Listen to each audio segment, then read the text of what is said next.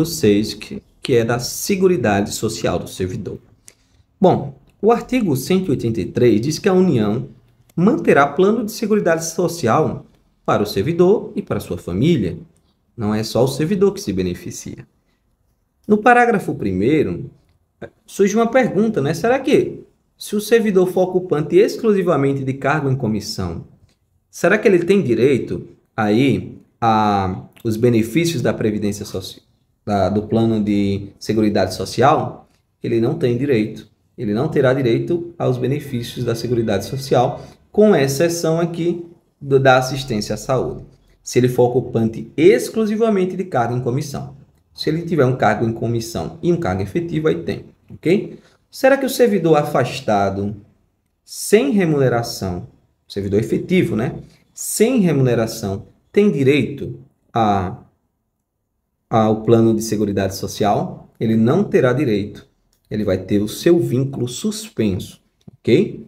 Não lhe assistindo nesse período os benefícios mencionados no regime da Previdência. Será que o servidor... Mas se o servidor estiver afastado ou licenciado sem remuneração e ele fizer a contribuição do percentual igual aos servidores na atividade, será que ele vai ter esses benefícios? Aqui, ó, fala assim: a manutenção da vinculação ao regime de plano de Seguridade Social do servidor está assegurada mediante o recolhimento mensal da respectiva contribuição, no mesmo percentual devido pelos servidores em atividade, incidente sobre a remuneração total a que faz jus no exercício de suas atribuições, computando-se, para esse efeito, inclusive, as vantagens pessoais. Notaram? Então, se o servidor contribuir igualzinho ao o servidor que está licenciado ou afastado, contribuir igualzinho ao servidor que está em atividade, ele vai ter direito à Seguridade Social, ok? O plano de Seguridade Social. Esse valor é calculado em relação à remuneração total do cargo e inclui as vantagens pessoais do servidor. Aqui só fala do período de recolhimento. Não vejo esse parágrafo 4, não é algo tão cobrado. Fala assim: o recolhimento de que trata o parágrafo 3º deve ser efetuado até o 2º dia útil após a data de pagamento das remunerações de servidores públicos, aplicando-se os procedimentos de cobrança e execução dos tributos federais quando não recolhidos na data do vencimento. 84. O plano de Seguridade Social visa dar a cobertura aos riscos a que estão sujeitos o servidor e sua família e compreende um conjunto de benefícios e ações que atendem às seguintes finalidades. Quais são as finalidades do plano de Seguridade Social? Garantir meios de subsistência nos eventos de doença, invalidez, velhice, acidente, inatividade, falecimento e reclusão. Também proteção à maternidade, à adoção e à paternidade e assistência à saúde. Ok? Parágrafo único. Os benefícios serão concedidos nos termos e condições definidas em regulamento. Quais são os benefícios? Nós temos uma divisão aqui, ó. O plano de Seguridade Social pode se aplicar ao servidor ou aos seus dependentes, aos dependentes do servidor. Ao servidor, quais são as situações que ele usufrui aí, tem os benefícios do plano de Seguridade Social: aposentadoria, auxílio natalidade, auxílio família, licença para tratamento de saúde, licença gestante e adotante e licença paternidade, licença por acidente em serviço e assistência à saúde, garantia de condições individuais e ambientais de trabalho satisfatório. São essas situações que a gente vai ver detalhadamente. E para o dependente, pensão vitalícia temporária, a gente vai ver também auxílio funeral, que aí o cara já morreu, quem vai usufruir é o dependente. Auxílio reclusão, o cara foi preso, quem recebe são os dependentes. E a assistência à saúde. Você vê que aqui a assistência à saúde se aplica tanto ao servidor quanto ao dependente. Beleza? Vamos mais. Aposentadorias e pensões serão concedidas e mantidas pelos órgãos ou entidades aos quais se encontram vinculados servidores. Isso é lógico. O recebimento indevido por dolo, má-fé, implicará devolução ao horário do valor total, sem prejuízo da ação penal cabível. Recebeu por má-fé, por dolo, então você vai ter que devolver. Vamos falar de aposentadoria? Quem quer se aposentar? O servidor pode se aposentar de duas formas. Primeiro, por invalidez. Três formas, na verdade, né? Por invalidez. O servidor sofreu um acidente, uma limitação, não é mais apto ao cargo público, não pode ser readaptado, ele vai ser aí aposentado por invalidez, beleza? Sendo seus proventos integrais, quando decorrente de acidente de serviço, moléstia profissional ou doença grave, contagiosa ou incurável, especificada em lei e proporcionais nos demais casos. Então, o servidor vai ter ali uma aposentadoria por invalidez. Se for por conta de acidente de trabalho, moléstia profissional, doença grave, contagiosa, incurável, que estejam na lei, vai receber integralmente. Se for outros casos, vai ser aí proporcionalmente. A aposentadoria pode ser também compulsória. Isso vai acontecer aos 70 anos de idade. Completou de 70 anos, aposenta. Ok? E com os proventos proporcionais ao serviço, do tempo de serviço. E a aposentadoria pode ser voluntária. Quando é que ela vai ser voluntária? Se o servidor, aos 35 anos de serviço, se homem, e aos 30 anos de serviço, se mulher, com proventos integrais. Então, o servidor aí que contribuiu 35 anos, se homem, ou 30 anos, se mulher, vai receber os proventos integrais. E se for professor ou professora, 30 anos de efetivo exercício em função do magistério, se professor, 25 anos, se professora, com proventos integrais. Ok?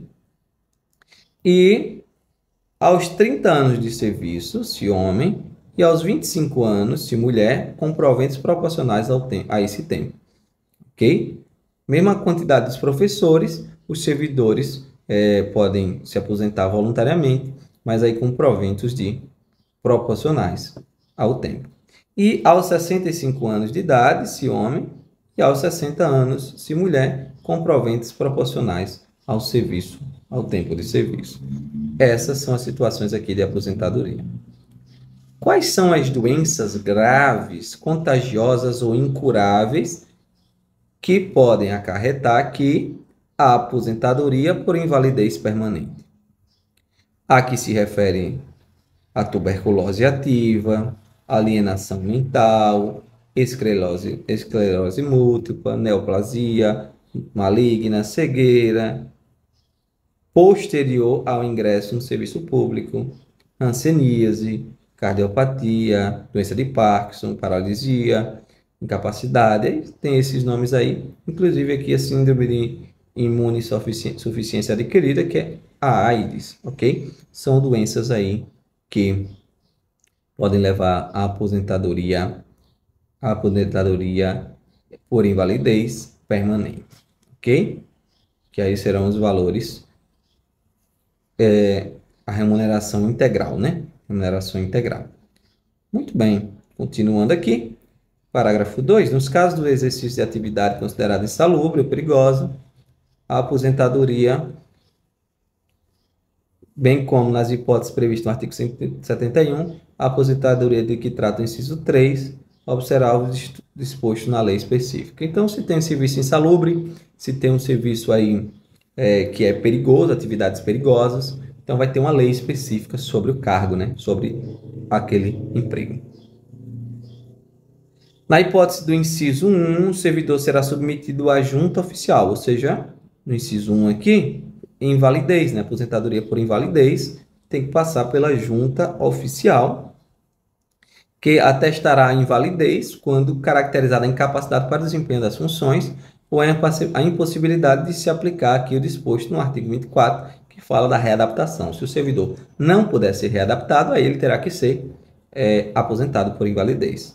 A aposentadoria compulsória será automática e declarada por ato, com vigência a partir do dia imediato, aquele em que o servidor atingir a idade limite, 70 anos, de permanência no serviço ativo. Então, o servidor atingiu aí os 70 anos, ele vai ser aposentado compulsoriamente.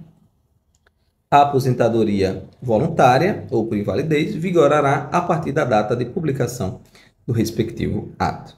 Beleza? A aposentadoria por invalidez será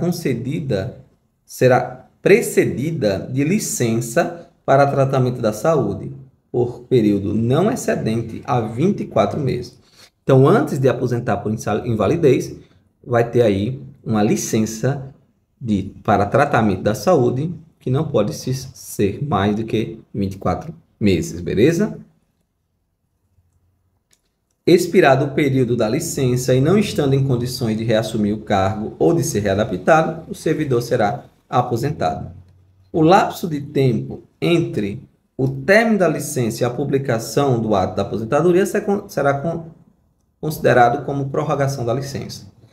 Para fins nos dispostos no parágrafo 1º deste artigo, serão consideradas apenas as licenças motivadas pela enfermidade encerradora da invalidez ou doenças correlacionadas. A critério da administração, o servidor em licença para tratamento da saúde ou aposentado por invalidez poderá ser convocado a qualquer momento para a avaliação das condições que ensejam afastamento ou aposentadoria. Então, o servidor que está lá aposentado por invalidez ou em licença para tratamento da saúde, ele pode ser convocado a qualquer momento para ser verificado, né, se ele ainda continua com aquele problema. O provento do aposentado será calculado com base no disposto do parágrafo 3 do artigo 41 e revisto na mesma data da proporção, sempre que se modificar a remuneração do servidor em atividade. São estendidos aos inativos quaisquer benefícios ou vantagens posteriores concedidas aos servidores em atividade, inclusive quando decorrente da transformação ou reclassificação do cargo ou função em que se deu a aposentadoria. O servidor aposentado com provento proporcional ao tempo de serviço, se acometido de qualquer das moléstias especificadas no parágrafo 1 do artigo 186 dessa lei, por esse motivo for considerado inválido por junta oficial, passará a receber o provento integral. Então, o servidor está lá, aposentado, com os proventos proporcionais ao tempo de serviço, aí ele vem e sofre uma doença dessas aqui, ó, que a gente viu, uma dessas doenças, tuberculose, alienação, coisa e tal. Se isso acontecer, ele passa a receber aí o provento integral, porque antes ele estava recebendo proporcional, entendeu? Com base no fundamento legal. Quando proporcional ao tempo de serviço, o provento não será inferior a 1/3 da remuneração da atividade. Então, se ele recebe 3.000, o provento proporcional ao tempo de serviço não pode ser menor que 1.000, que é 1/3 de 3.000.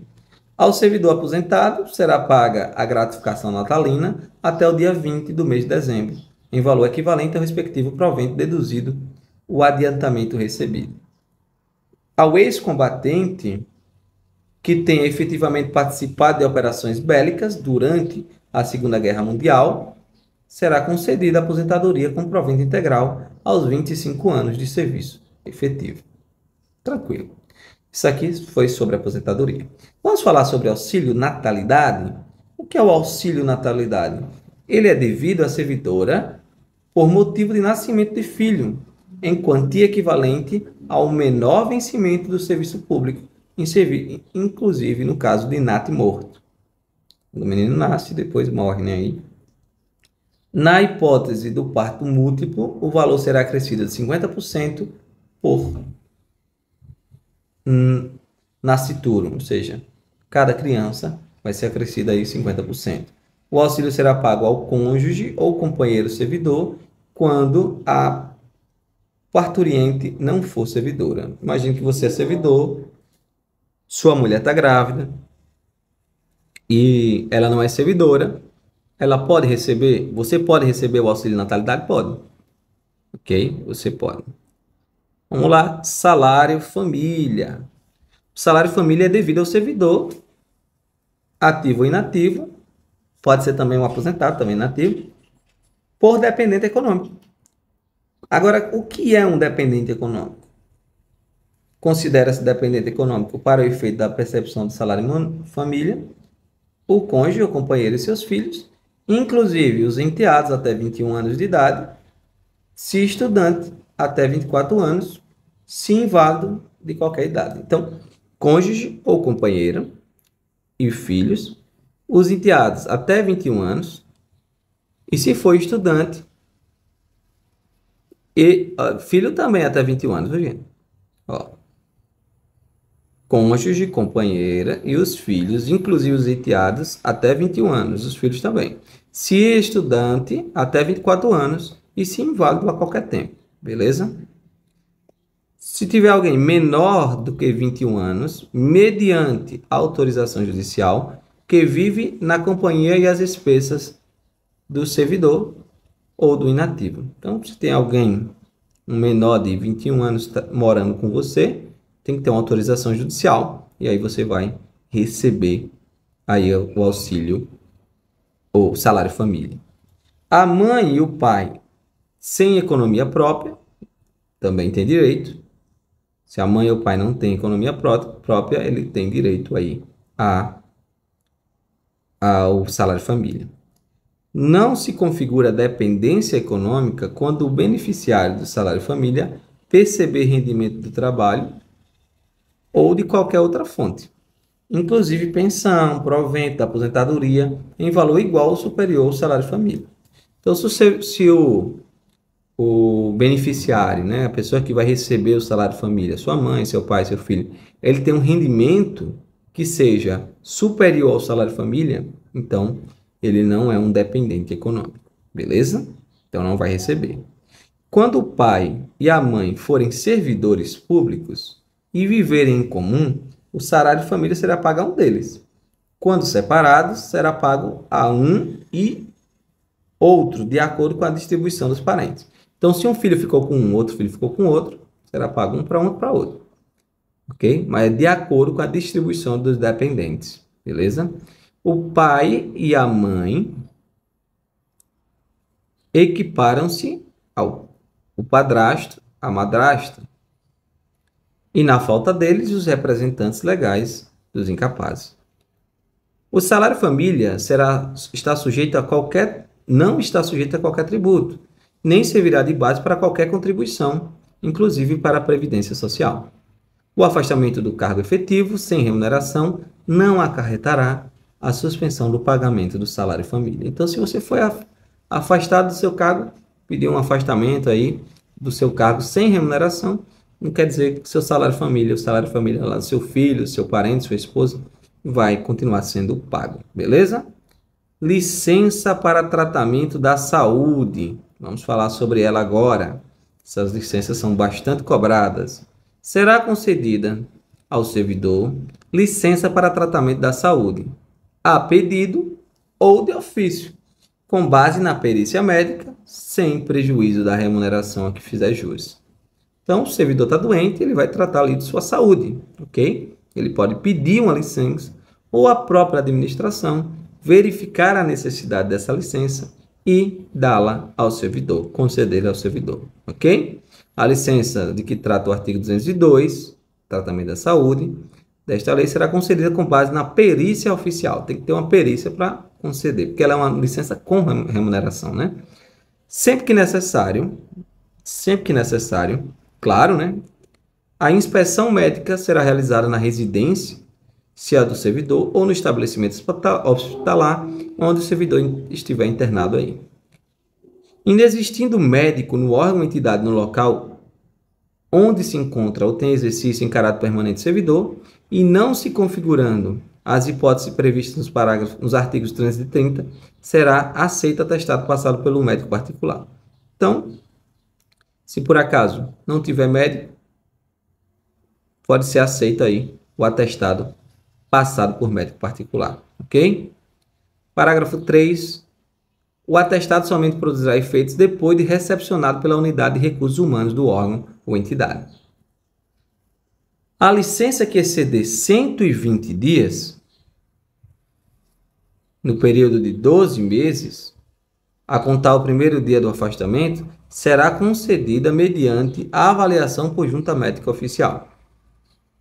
Ok? A licença que exceder os prazos de 120 dias, no período de 12 meses. Aí tem que ser a junta médica oficial. A perícia oficial para a concessão da licença de que trata o caput deste artigo, licença para tratar da sua saúde, né? Bem como os demais casos de perícia oficial previstos nesta lei, será efetuado por cirurgião dentista, nas hipóteses em que abranger o campo da atuação da odontologia. Então, se for algo na atuação da odontologia aí, será efetuado por cirurgião dentista. Ok? Mais. A licença para tratamento de saúde inferior a 15 dias dentro de um ano poderá ser dispensada aí, perícia oficial, na forma definida em regulamento. Então, se for a licença para tratar aí de sua saúde, mas for inferior a 15 dias durante um ano, pode dispensar a perícia oficial. O atestado e o laudo da junta médica não se referirão ao nome ou à natureza da doença, salvo quando se tratar de lesões produzidas por acidentes em serviço, doença profissional ou qualquer das doenças especificadas no artigo 186. Nesse caso aí, vai se referir. O servidor que apresentar indícios de lesões orgânicas ou funcionais será submetido à inspeção médica. Artigo 206-A. O servidor será submetido a exames médicos periódicos, nos termos e condições definidas em regulamento. Parágrafo único. Para os fins dispostos no artigo, a União e suas entidades autárquicas fundacionais poderão prestar os exames médicos periódicos diretamente pelo órgão ou entidade ao qual se está vinculado o servidor, ou celebrar ali convênios ou parceria com órgãos ou entidades da administração direta, autárquica ou fundacional. Pode também celebrar convênios com operadoras de plano de assistência à saúde, organizadas na modalidade de autogestão, que possuem autorização de funcionamento regulado. Então, pode aí, a União pode prestar serviço médico diretamente pelo órgão que o servidor está vinculado ou por outros órgãos, ou celebrar convênio com operadoras de assistência de saúde. E prestar exames médicos periódicos mediante contrato administrativo disposto na Lei 8.666, que foi substituída, né? Que agora é 14.333 e demais normas. Beleza? Licença à gestante é outra direito aí na Seguridade Social. Beleza? Licença à gestante, adotante e licença paternidade. Período de licença gestante, 120 dias consecutivos sem prejuízo da remuneração. A licença poderá ter início no primeiro dia do 9º mês da gestação, salvo antecipação por prescrição médica. E no nascimento prematuro, a licença terá início a partir do parto. No caso de natimorto, nasceu a criança e morreu, né? Ou nasceu morto ali. Decorridos 30 dias do evento, a servidora será submetida ao exame médico e, se julgada apta, reassumirá o exercício ali após 30 dias. No caso de aborto atestado por médico oficial, a servidora terá direito a 30 dias de repouso remunerado. E pelo nascimento dos filhos, o servidor, o pai, tem 5 dias consecutivos aí de licença paternidade. Okay? A servidora, para amamentar o seu filho até 6 meses, terá direito aí, durante sua jornada de trabalho, a 1 hora de descanso a mais, né? Que poderá ser parcelado em 2 períodos aí de meia hora para ela amamentar o seu filho. A servidora que adotar ou obtiver guarda judicial de uma criança até 1 ano de idade, serão concedidos 90 dias de licença remunerada. Cuidado com isso aqui, porque o STF ele diz o seguinte, que a legislação não pode diferenciar o prazo para a licença gestante e adotante. E também não pode diferenciar os prazos de licença adotante de acordo com a idade da criança. Então, licença gestante é 120 dias, licença adotante é 120 dias. Licença adotante independente da idade da criança, vai ser 120 dias, beleza? Mas a Lei 8.112 fala que é 90 dias para a licença adotante. E no caso da criança ter uma idade aí maior do que 1 ano, o prazo vai ser de 30 dias. Mas o STF não aceita, diz que é inconstitucional fazer isso, fazer essa diferenciação, ok? Vamos mais. Agora vamos falar de licença por acidente de serviço. Licença por acidente de serviço. Deixa eu pensar. Será licenciado com remuneração, é claro, integral, né? O servidor acidentado em serviço. Se ele se acidentou em serviço, ele vai receber a remuneração integral. Configura acidente de serviço o dano físico ou mental sofrido no servidor que se relacione imediatamente com as atribuições do cargo. Equipara-se ao acidente em serviço o dano decorrente de agressão sofrida e não provocada pelo servidor em exercício, sofrido no percurso à residência para o trabalho ou vice-versa. Ou seja, você está indo trabalhar, teve um acidente com você, é acidente de serviço, você está indo trabalhar, ok? O servidor acidentado em serviço que necessita de tratamento especializado poderá ser tratado em instituição privada à conta dos recursos públicos. O tratamento recomendado por junta oficial constitui medida de exceção e somente será admissível quando inexistirem meios e recursos adequados em instituição pública. A prova do acidente será feita no prazo de 10 dias, prorrogável quando as circunstâncias exigirem, ok? Então, o servidor aí que tiver se acidentado, ele vai ter essa licença por acidente de trabalho, uma licença remunerada, a remuneração integral, pode ocorrer uma agressão física não provocada pelo servidor. Se o servidor provocar, ele não vai ter, né? E também, se ele estiver indo ou voltando aí do trabalho, isso significa que ele estava, considerado como se ele estivesse trabalhando, ok?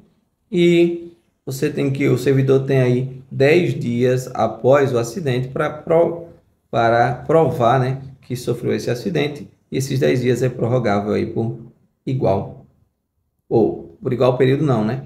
Prorrogável não diz por quanto tempo, se as circunstâncias exigirem. Vamos imaginar que o servidor está doente lá, está em coma, não vai ter como resolver isso, né?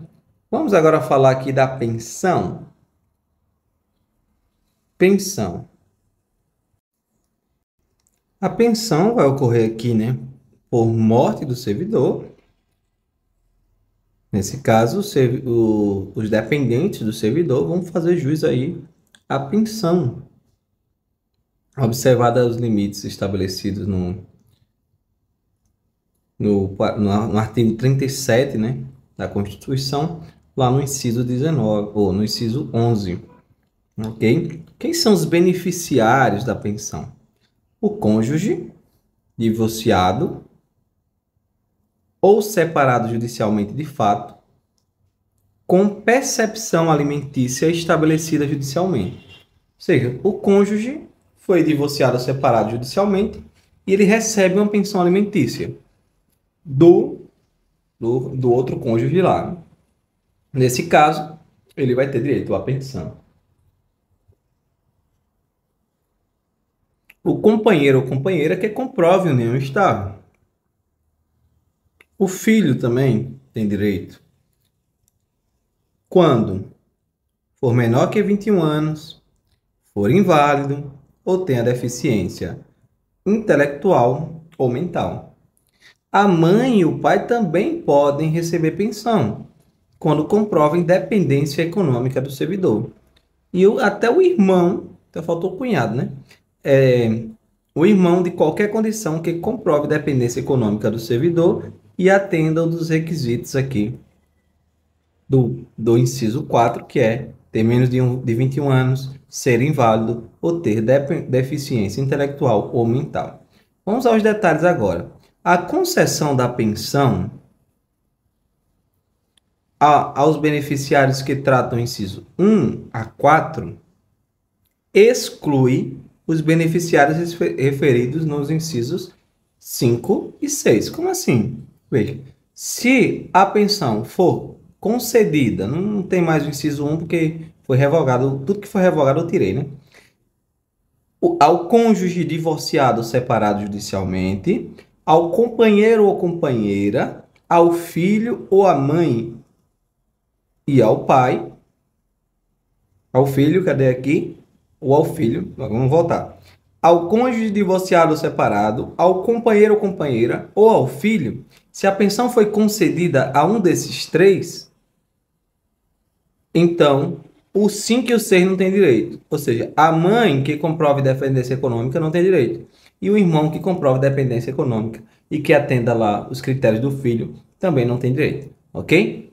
Então, se um desses três aqui receber, a mãe e o irmão não têm direito a receber. Então, coisa boa para o concurso cobrar, né?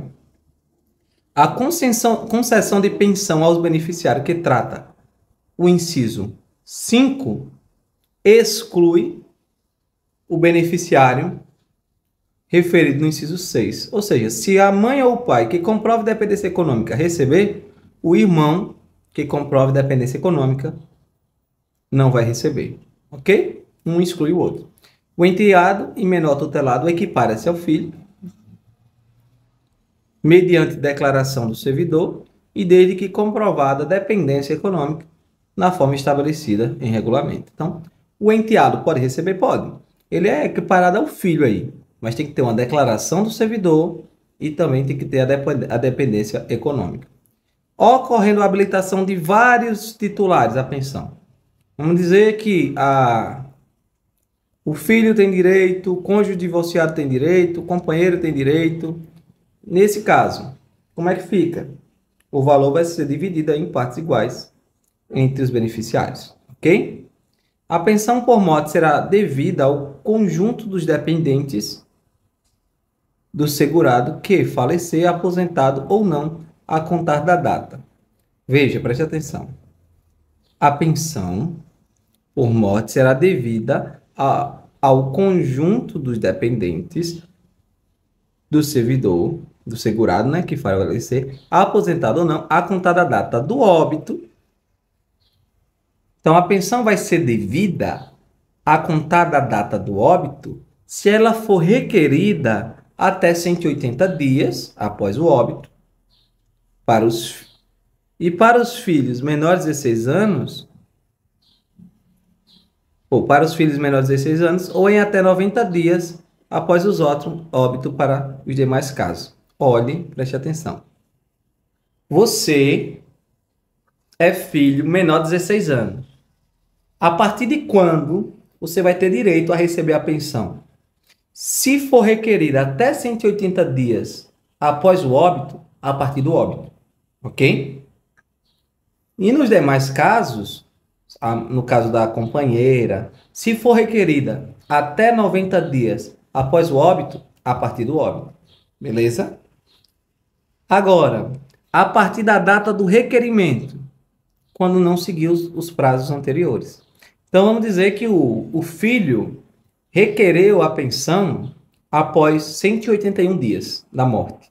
Agora, ele vai ter direito a essa pensão, mas não é a partir da data da morte, do óbito. É a partir da data do requerimento, dali para frente. Beleza? Agora, se ele requereu a pensão no dia 180 após a morte do seu pai lá, ou da sua mãe, aí ele vai ter direito aos 180 dias anteriores, porque ele está dentro do prazo de pensão. Beleza? Então, se passar do prazo, ele só vai ter direito dali para frente. Se ele requerer dentro do prazo, então ele vai ter direito aos meses ou dias anteriores ao requerimento, que é a partir do óbito. Beleza? Se ficou claro, comente aí. Bom, da decisão judicial na hipótese de morte presumida, sim? Se for uma morte presumida, você não sabe se o cara morreu mesmo. Olha as motos. A moto passa aqui, é uma zoada. Então, se for uma morte presumida, tem que ter uma decisão judicial. Ele não sabe onde está o corpo, desapareceu, foi soterrado, aí vai ser por uma decisão judicial, ok? A concessão da pensão por morte não será protelada pela falta de habilitação de outro possível dependente. Olha o que está dizendo. Imagine que tem dois dependentes. Um está com habilitação tudo certo, e um está ainda em dúvida se ele tem direito ou não. Então, não vai ser protelada. O outro vai receber, o que está tudo certo vai receber. A habilitação posterior, que importa em exclusão e inclusão dependente, só produzirá efeito a partir da data da publicação da portaria de concessão da pensão ao dependente. Vamos imaginar aqui, olha, presta atenção, vamos voltar aqui. A gente viu que se a mãe e o pai não tiverem direito, o irmão não vai ter. Vamos imaginar que o irmão tá tudo ok.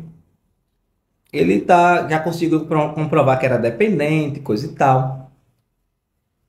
E a mãe e o pai ainda não conseguiram comprovar isso. O irmão vai começar a receber a pensão. Depois disso, a mãe e o pai conseguem comprovar. É o que está dizendo aqui, ó. Depois disso, a mãe e o pai conseguem comprovar. A habilitação posterior, que importa e exclusão, só vai produzir efeito a partir da data da publicação da portaria. Então, o irmão só vai deixar de receber a pensão a partir da data da publicação em que a mãe e o pai têm direito agora a receber. Beleza? Parágrafo 2 aqui, ajuizada a ação judicial para o reconhecimento da condição de dependente, este poderá requerer a sua habilitação provisória ao benefício de pensão por morte, exclusivamente para fins de rateio dos valores com outros dependentes. Vedado o pagamento da respectiva cota até o trânsito julgado da respectiva ação, ressalvada a existência de decisão judicial em contrário. Ou seja, se for ajuizada uma ação com um dependente requerendo o direito à pensão, né? Porque morreu alguém. Então, o que é que acontece? Só vai ser possível, só vai ter essa habilitação aí, só vai receber após o trânsito julgado ou se existir uma decisão judicial anterior aí em contrário, né? Nas ações em que for parte o ente público responsável pela concessão da pensão por morte, este poderá conceder de ofício a habilitação excepcional da referida pensão, apenas para efeitos de rateio, descontando-se os valores referentes a esta habilitação das demais cotas, vedado o pagamento da respectiva cota até o trânsito julgado da respectiva ação, ressalvada a existência de decisão judicial em contrário. Julgada improcedente a ação prevista no parágrafo 2 ou 3 deste artigo, o valor retido será corrigido pelos índices legais de reajustamento e será pago de forma proporcional aos demais dependentes de acordo com as suas cotas e o tempo de duração de seus benefícios. Em qualquer hipótese, fica assegurada ao órgão concessor da pensão por morte a cobrança dos valores indevidamente pagos em função de nova habilitação. Agora, um ponto interessante. Perde o direito à pensão. Quem? Quem é que perde o direito à pensão? Após trânsito julgado, o beneficiário condenado pela prática de crime que tenha dolosamente resultado na morte do servidor. Então, se você planejar a morte de alguém aí, né? Do seu marido, sua esposa, para que receba a pensão, se for descoberto, já perdeu. Perde também o cônjuge ou companheiro, se comprovada a qualquer tempo a simulação ou a fraude no casamento, na união estável, ou na formulação, deixa aí, né? Com fim exclusivo de receber o benefício previdenciário. Casou para receber. Ah, velhinho, vendo aí que já está perto de morrer, doente, aí você casa para receber a pensão aí, se isso for descoberto, perde também, ok? Apurada em processo judicial, no qual será assegurado contraditório e ampla defesa. 22 fala aqui da concessão de pensão provisória por morte presumida. E acontece em três casos: uma declaração de ausência pela autoridade judiciária competente, então o juiz declara a ausência do servidor, que ele desapareceu por algum motivo, desaparecimento em desabamento, inundação, incentivo ou acidente não caracterizado como serviço, ou desaparecimento no desempenho das atribuições do cargo ou em missão de segurança. Nesses três casos, será concedida uma pensão provisória, mas essa pensão provisória pode ser transformada em uma pensão vitalícia, se passar 5 anos e, nesses 5 anos, não houver o reaparecimento do servidor. Mas se por acaso o servidor aparecer de novo, então o benefício será imediatamente, automaticamente cancelado, ok? Se por acaso o servidor aparecer de novo. Vamos lá. Acarreta em perda da qualidade de beneficiário. O falecimento, se a pessoa morre, vai, vai perder a qualidade ali de receber a pensão, né? A anulação do casamento, isso aqui cai bastante, viu? Quando a decisão ocorrer após a concessão da pensão do cônjuge, imagine que foi concedido uma pensão porque você é cônjuge. Após essa concessão, ocorre aí a anulação do casamento. O casamento foi anulado por algum motivo. Nesse caso, vai ocorrer a perda da qualidade de beneficiário. Você deixa de ser cônjuge, significa dizer que deixa de ser beneficiário, ok?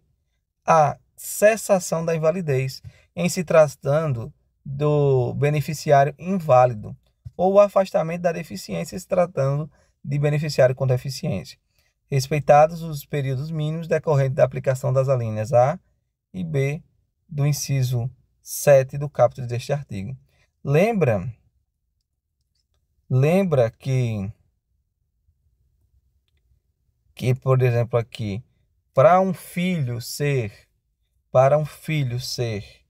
é, beneficiário de pensão, ele tem que ter menos de 21 anos de idade, ou alguma deficiência, ser inválido por algum motivo, ou aqui, vamos botar aqui só para a gente ver, ó, lá em cima, seja inválido ou tenha deficiência intelectual. Então, se ele deixa de ser inválido, deixa de ter essa deficiência intelectual, significa dizer que ele deixa de ser também beneficiário, ok? Então, a cessação de invalidez, em se tratando de beneficiário inválido, ou afastamento da deficiência, em se tratando de beneficiário com deficiência, ok? O implemento da 21 idade pelo filho ou pelo irmão. Se o filho tiver 21 anos de idade, nesse caso, se ele não estudar, né? Porque se ele estudar vai ser 24. Então, se ele tiver 21 anos de idade, aí ele já deixa de ser beneficiário. E o 5, a acumulação de pensão na forma do artigo 225. Se ocorrer aí a acumulação de pensão, também vai ocorrer a perda da condição de qualidade de beneficiário. Cuidado que a questão pode botar lá, renúncia tácita. Não, renúncia expressa, viu? Tem que ser algo expresso. Você não vai supor que a pessoa renunciou. Tem que ser expresso. Em relação ao beneficiário, que se trata o inciso de 1 a 3 do caput do artigo 217. De 1 a 3 fala aqui 217, né? Aqui, ó. O 1 não tem, é cônjuge divorciado ou separado judicialmente, ou companheiro ou companheira. Nesses dois casos,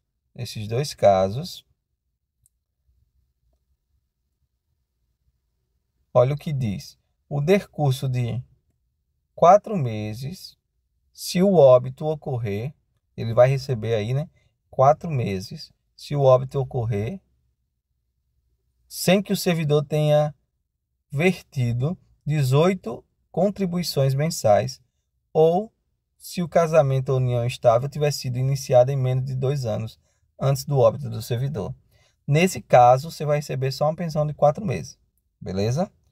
Se tiver menos de 2 anos de casado ou se tiver aí, o servidor tenha contribuído, feito as suas contribuições mensais ali por menos de 18 meses. Anote isso que é importante. Olha outro. O decurso dos seguintes períodos estabelecidos de acordo com a idade do pensionista na data do óbito do servidor. Depois de vertidos 200 ou 18 contribuições mensais e pelo menos de 2 anos após o início do casamento ou da união estável. Você é casado, passaram-se os 18 anos de contribuição, você já tem 2 anos de casado, tem pelo menos 2 anos de casado, e aí seu cônjuge morre. Qual vai ser o período que você vai receber a pensão, ok? Vai ser 3 anos se você tiver menos de 21 anos, ok? Quando ele morrer. 6 anos se você tiver entre 21 e 26 anos. 10 anos se você tiver entre 27 e 29 anos. 15 anos entre 30 e 40 anos. E você vai receber 20 anos de pensão entre 41 e 43 anos. Note agora esse último que é importante. A pensão passa a ser vitalícia com 44 anos, ok? Então, se você tem 44 anos, seu cônjuge morreu e ele já contribuiu mais de 18 meses e vocês têm mais de 2 anos de casado, você vai receber aí uma pensão vitalícia, beleza? Melhor, né? A critério da administração, beneficiário de pensão cuja preservação seja motivada por invalidez, por incapacidade ou por deficiência poderá ser convocado a qualquer momento para avaliação das referidas condições, que é tranquilo. Serão aplicados, conforme o caso, a regra contida no inciso 3 ou os prazos previstos na linha B do inciso 2, ambos do caput. Se o óbito do servidor decorrer de acidente de qualquer natureza ou de doença profissional, independentemente do recolhimento dos 18 meses. Lembra que para você receber a pensão tem que ter, quando não tem 18 meses, você só vai receber 4 meses, né? Ok? Mas para as outras situações aqui, quando você já tem 18 meses de contribuição, o servidor, né? Você está vivo ainda. O seu cônjuge que morreu. 18 meses de contribuição, já tem mais 2 anos de casado, você vai poder receber 3 anos, se tiver 21 anos, 6 anos, se tiver entre 21 e 26, etc. Mas, se por acaso o cônjuge, o óbito do servidor tenha ocorrido em virtude de acidente de trabalho e uma doença profissional do trabalho, alguma coisa relacionada ao trabalho, não precisa ter esses 18 meses de contribuição e não precisa ter esses 2 anos de casamento. Você vai seguir essas outras regras, essas mesmas regras aqui, ok? 3 anos, não sei o que, 6 anos, não sei o que. Por quê? Porque ocorreu o acidente de trabalho. Nesse caso, não precisa do critério de 18 meses de contribuição e 2 anos de casamento, beleza? Após transcorrido pelo menos 3 anos, desde que nesse período se verifique um incremento mínimo de 1 ano inteiro na média nacional única para ambos os sexos. Aqui é dizendo que o que é que acontece?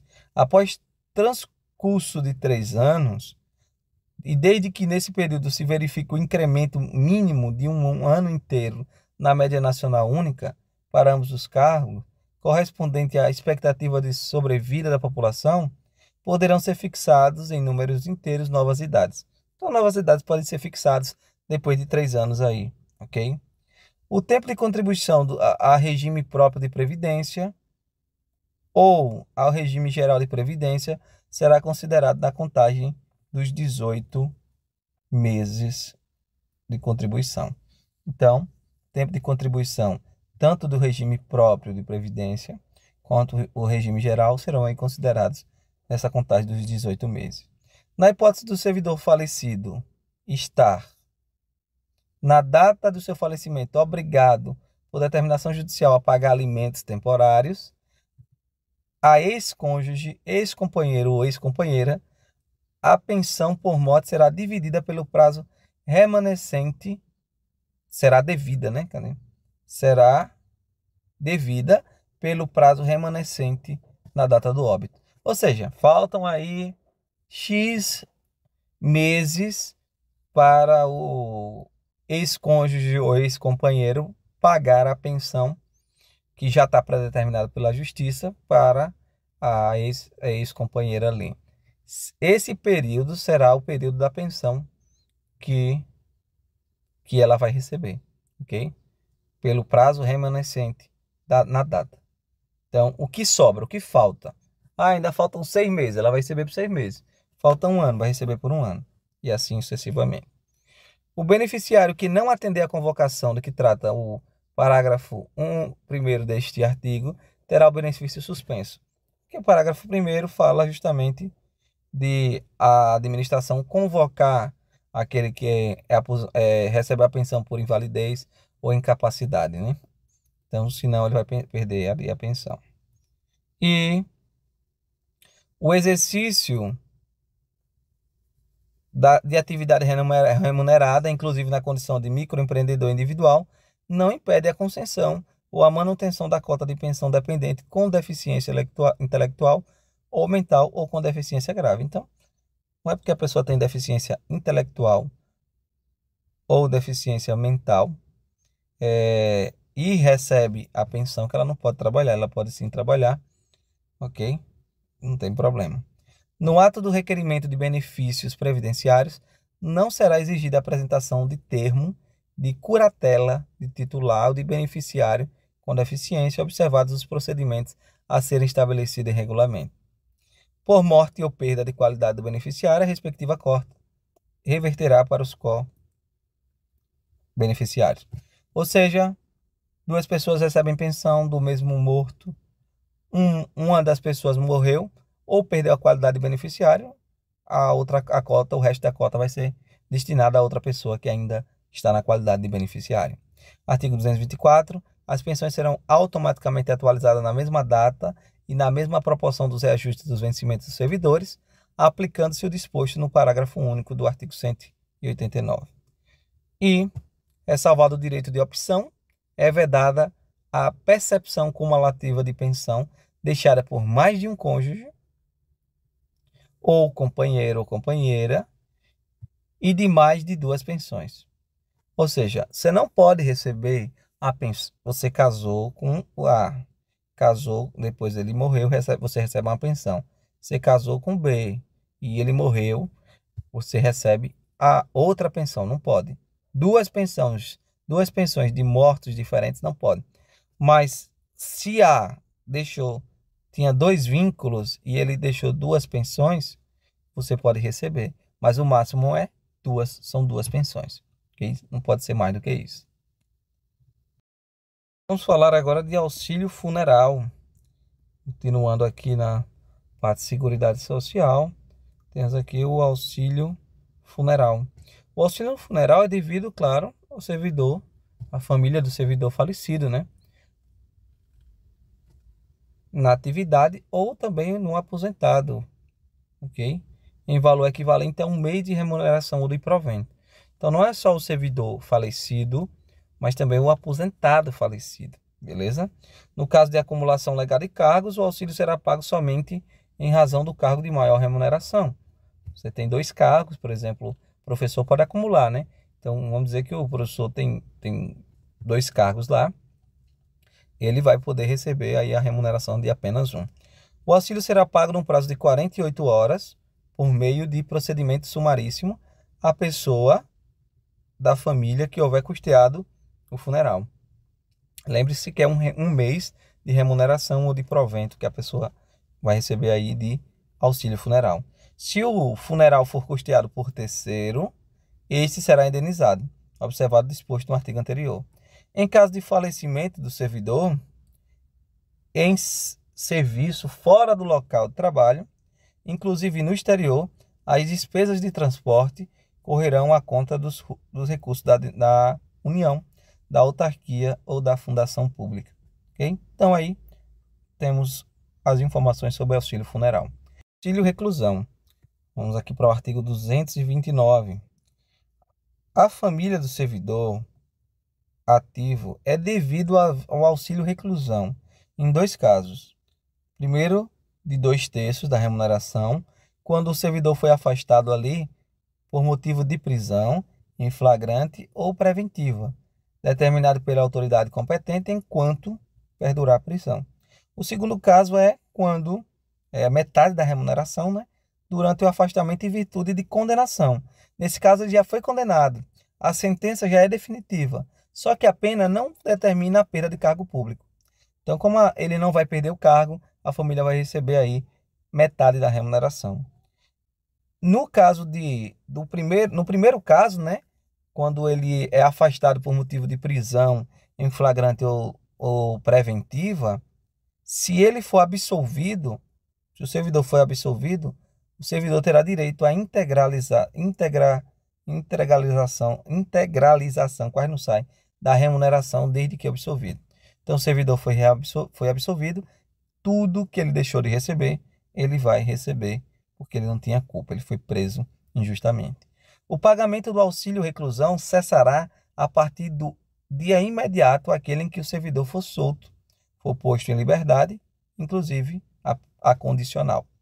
Ressalvado os dispostos nesse artigo, o auxílio reclusão será devido, nas mesmas condições da pensão por morte, aos dependentes do segurado recolhido à prisão. Então, é o mesmo caso, companheira, companheiro, filho, mãe, dependente, e assim vai. Agora vamos falar aqui da assistência à saúde, né? O servidor ativo ou inativo e sua família, eles recebem ajuda médica, hospitalar, odontológica, psicológica, farmacêutica e terão aí terão diretrizes de ações preventivas que serão prestadas pelo SUS ou diretamente pelo órgão ou entidade que ele estiver vinculado, ou por um convênio ou contrato, em forma de auxílio, ou mediante ressarcimento parcial do valor despendido pelo servidor, ativo ou inativo, né?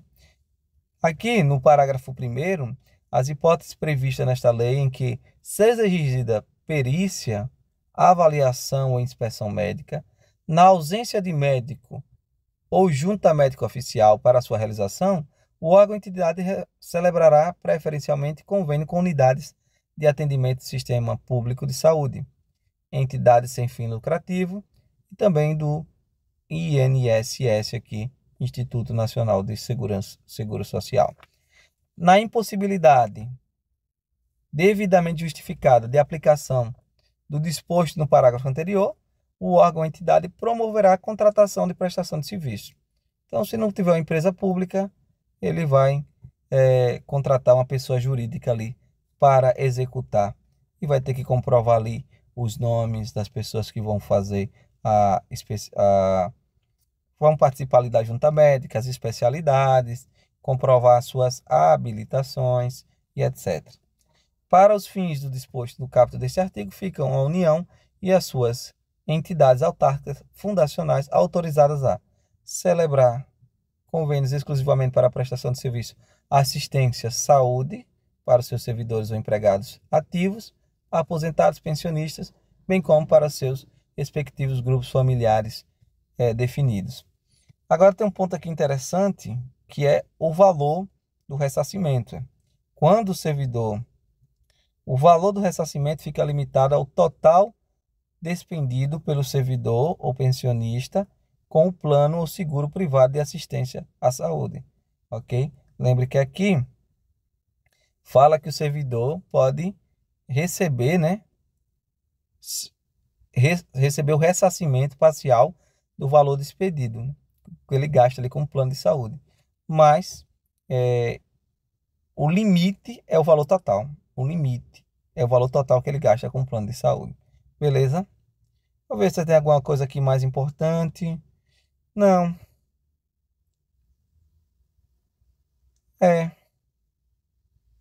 Aqui só está falando sobre a vigência da lei, coisa que não cai muito. Aqui está falando da lei 8666, mas essa lei até já deixou de ser aplicada, está deixando de ser aplicada, né? Vai ser substituída aí pela lei 14.333. Então, esses são os detalhes aqui da assistência à saúde. Vamos aqui finalizar essa lei, título 8, né? Disposições gerais, e vamos falar também do título 9, que não tem muita coisa a ser destacada. Disposições gerais, o dia do servidor público fica estabelecido aqui como dia 28 de outubro, o dia que você vai pegar uma folga aí, ok? Além dos incentivos funcionais que são dados, pode ser dado também prêmios pela apresentação de ideias, inventos ou trabalhos que favoreçam o aumento da produtividade e a redução de custos operacionais, e a concessão de medalhas, de diplomas de honra ao mérito, condecoração e elogio. Sobre os prazos, nós vimos aí, isso aqui é direito civil, né?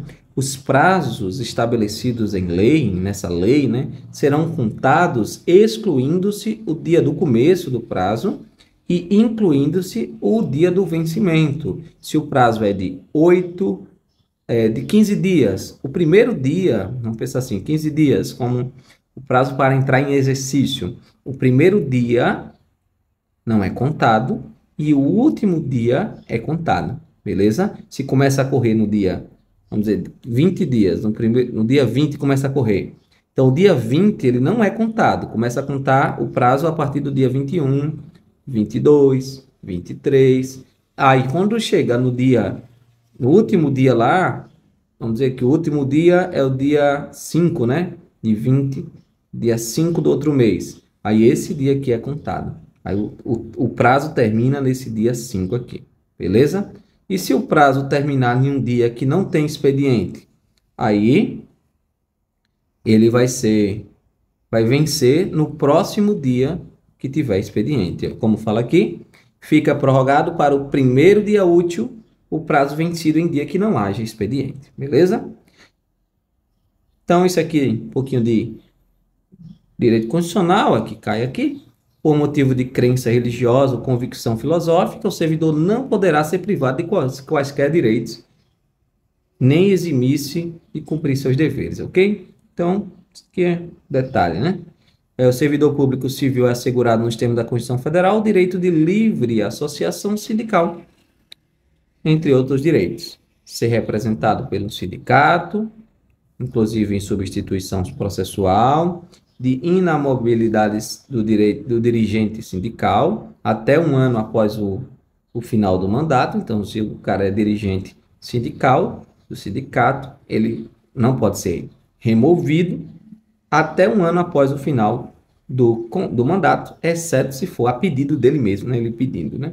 E também pode descontar da folha e sem ônus para a entidade sindical a que for afiliado o valor da mensalidade e contribuição definidas em Assembleia Geral da categoria.